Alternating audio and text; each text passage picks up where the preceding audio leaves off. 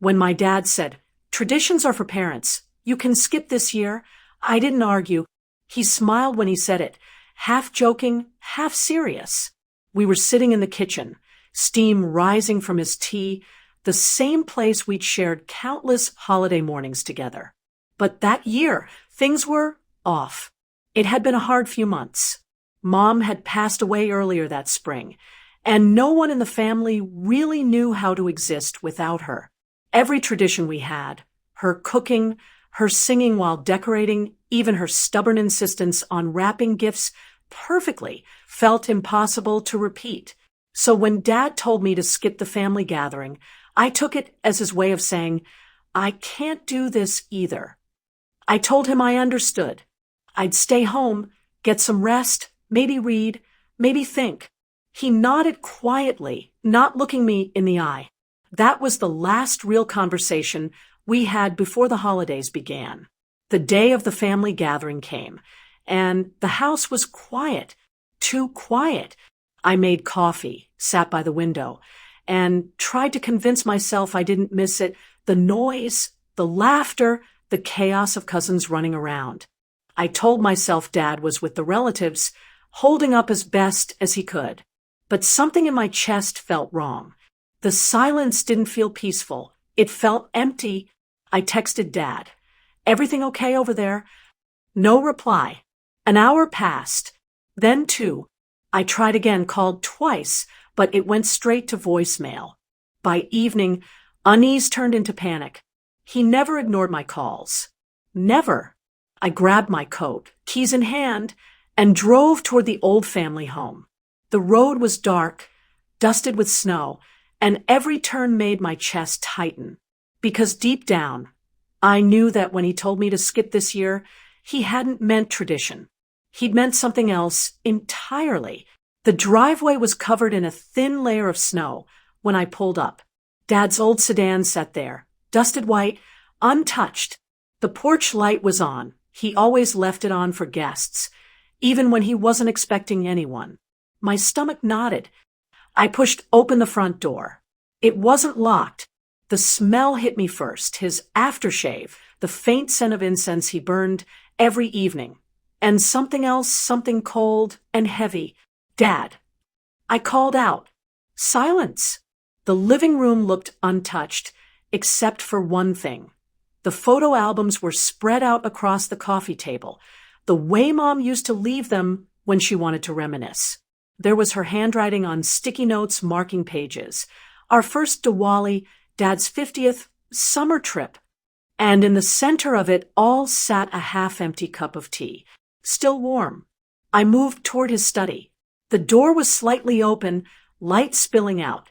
Inside, Dad sat in his chair, facing the old family altar where Mom's photo stood framed with fresh flowers. His hands rested on his lap, calm. His eyes were closed. For a moment, I thought he was asleep. I stepped closer, said softly, "Dad?" He didn't move. That's when I saw the small folded note on the table beside him, my name written in his careful, shaking handwriting. My heart stopped. I reached for it with trembling fingers and read, "You always understood your mother better than anyone. She loved traditions because they kept us close. But without her, those traditions became walls. I told you to skip this year because I didn't want you trapped inside her absence like I am. I wanted you to start living again, but I can't." My knees went weak. I dropped the note. The next few minutes blurred, calling for help, shaking his shoulder, begging for a response that would never come. By the time the paramedics arrived, everything was still. He was gone, peacefully, like he had simply followed her voice into another room. After the chaos faded, I sat alone in that house, surrounded by memories that now felt like ghosts. The neighbors had come, the relatives too, whispers, tears, questions. But I barely heard them. All I could think of was that line, "Traditions are for parents. You can skip this year." He wasn't dismissing me. He was letting me go, protecting me from the weight he knew he couldn't carry anymore. Over the next days, I handled the rituals, cremation, condolences, paperwork, moving like a machine. But the night before we spread his ashes, I went back to the house one last time. The photo albums were still there. I opened one, our first family festival together. Mom was laughing, Dad standing awkwardly beside her, younger, happier. I could almost hear her teasing him for never smiling in pictures. And for the first time in months, I didn't cry. I just sat there quietly and whispered, "You were right, Dad. Traditions aren't about duty. They're about love. And love doesn't die." When dawn came, I packed the albums, locked the door, and walked away. That year, I didn't celebrate the holiday, but I kept a new tradition, lighting a candle for both of them. Not out of grief, out of gratitude. If this story touched you, take a moment to call the ones you love. Don't wait for the next holiday or the perfect time. Just reach out. Because sometimes one message, one visit, one "I love you" can change everything. Share this story if you felt it too. A year passed before I could walk into that house again. The locks had rusted a little, the garden was overgrown, but the air still smelled faintly of my parents, old books, incense, and tea. I didn't come back for the memories. I came back because I finally understood what Dad was trying to tell me in that note. He wasn't asking me to forget the past. He was giving me permission to build something new. The holidays came around again, and for the first time, I didn't avoid them. I invited my cousins, a few old friends, and even the neighbors who had brought food the night everything happened.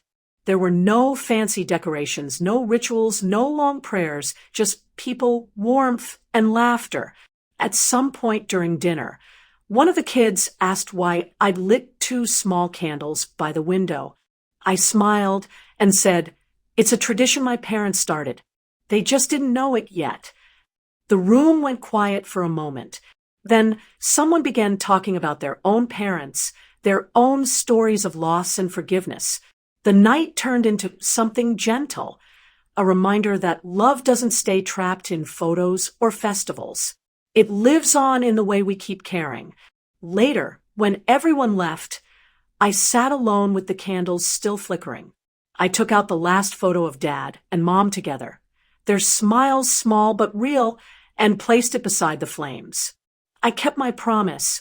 I whispered, "I didn't let your traditions become walls." The house felt different that night. Not haunted, not hollow, alive again. I could almost imagine them sitting nearby, sipping tea, teasing each other softly like they used to. I realized then that skipping traditions didn't mean breaking them. It meant letting them evolve, the way people do. I blew out one candle and let the other burn down on its own. That's how I've lived ever since, not trapped by the past, but guided by it, not following the same rituals, but carrying the same love. Because Dad was right, traditions aren't for parents or children. They're for remembering where you came from and still finding the courage to move forward.